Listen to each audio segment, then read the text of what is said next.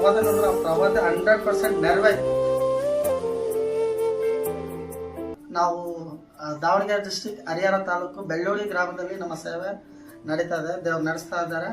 ನಾನು ನವೆಂಬರ್ 14ನೇ ತಾರೀಕು 2025ರಂದು ಬೆಂಗಳೂರಿನಲ್ಲಿ ಮಾರ್ನಹಳ್ಳಿ ಎಂಬ ಗ್ರಾಮದಲ್ಲಿ ಒಂದು ಗಾಸ್ಪಲ್ ಮೀಟಿಂಗಲ್ಲಿ ನಮ್ಮನ್ನು ಇನ್ವೈಟ್ ಮಾಡಿದ್ರು.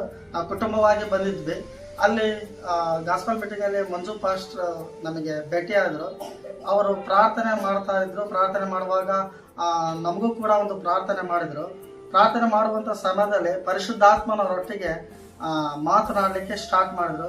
ಅವ್ರು ಹೇಳಿದ್ರು, ನೀವು ಒಂದು ಕಪ್ಪು ಮಣ್ಣಲ್ಲಿ ವಾಸವಾಗಿದ್ದೀರಿ, 4 ಜಾಗಗಳನ್ನು ನೀವು 4 ಮನೆಗಳನ್ನು ಚೇಂಜ್ ಮಾಡಿದ್ದೀರಿ ಅಂತ ಹೇಳಿದ್ರು.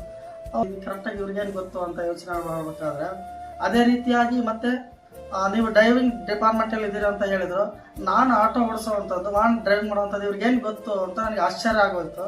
ತದನಂತರ ಅವರು ಇನ್ನೊಂದು ಹೇಳಿದ್ರು, ನೀವು ಕಪ್ಪು ಮಣ್ಣಲ್ಲಿ ವಾಸವಂತ ಸ್ಥಳದಲ್ಲಿ ನಿಮಗೆ ದೇವರು ಆಲಯ ಕಟ್ಟಲಿಕ್ಕೆ ಹೋಗ್ತಾ ಇದ್ದಾರೆ.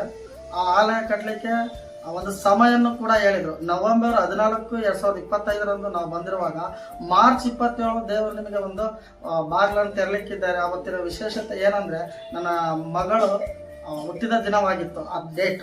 ಆ ಡೇಟ್ಗೆ ಪಾಸ್ಟರ್ ನಮಗೆ ಒಂದು ಟೈಮ್ ಕೊಟ್ಟರು. ಮಾರ್ಚ್ 27ರೊಳಗೆ ದೇವರು ನಿಮಗೆ ಒಂದು ಬಾಗಿಲು ತೆಗಿತಾರೆ ಆಲಯ ಕಟ್ಟಲಿಕ್ಕೆ.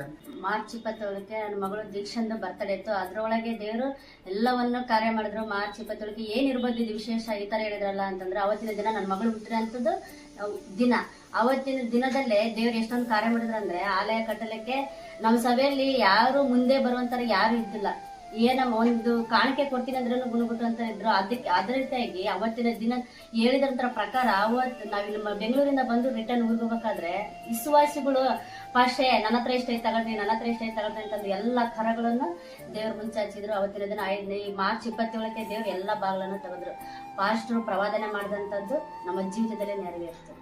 ಆ ರೀತಿಯಾಗಿ ಮಾರ್ಚ್ 27 ಅವ್ರೇನು ಡೇಟ್ ಕೊಟ್ಟಲ್ಲ ಮಂಜು ಪಾಸ್ಟರ್, ಆವಾಗ ಆ ಸಮಯ ಅವ್ರು ಹೇಳಿದಂತ ಆ ಪರಿಶುದ್ಧಾತ್ಮನ ಪ್ರವಾದನೆ ನೆರವೇರಿತು. ಯಾವ ರೀತಿ ನೆರವೇರಿತು ಅಂದ್ರೆ, ಆವತ್ತು ಹೇಳಿದಂತ ಪ್ರವಾದನೆ ಒಬ್ಬ ವ್ಯಕ್ತಿ ಏನ್ ಮಾಡಿದ್ರು, ನಿಮ್ಮೂರಲ್ಲಿ ಆಲಯ ಕಟ್ಕೊಡ್ಲಿಕ್ಕೆ ನಾನು ಮಾತು ಕೊಡ್ತಾ ಇದ್ದೀನಿ ಇಂಥ ಡೇಟ್ ಕೂಡ ಕೊಡ್ತಾ ಇದ್ದೀನಿ. ಮಾರ್ಚ್ 27ರೊಳಗೆ ಅವ್ರು ಡೇಟ್ ಕೊಡಿದ್ರು. ಆ ಟೈಮ್ನಲ್ಲಿ ಇವಾಗ ಆಲಯ ಕಟ್ಟಲಿಕ್ಕೆ ಪಾಯ ಹಾಕ್ಲಿಕ್ಕೆ ರೆಡಿ ಇದೆ. JCB ಕೂಡ ಬರ್ತಾ ಇದೆ. ಮಂಜು ಮೆಕಲ್ ಪಾಸ್ಟ್ ಹತ್ರನ ಪ್ರಾರ್ಥನೆ ಮಾಡಿಸಿ ನಾವು ಸ್ಟಾರ್ಟ್ ಮಾಡ್ತಾ ಇದ್ದೇವೆ. ಇದಕ್ಕೆಲ್ಲ ಸಕಲ ಸಿದ್ಧತೆಗಳನ್ನು ದೇವರ ಆಶೀರ್ವಾದ ಮಾಡಿದ್ರು.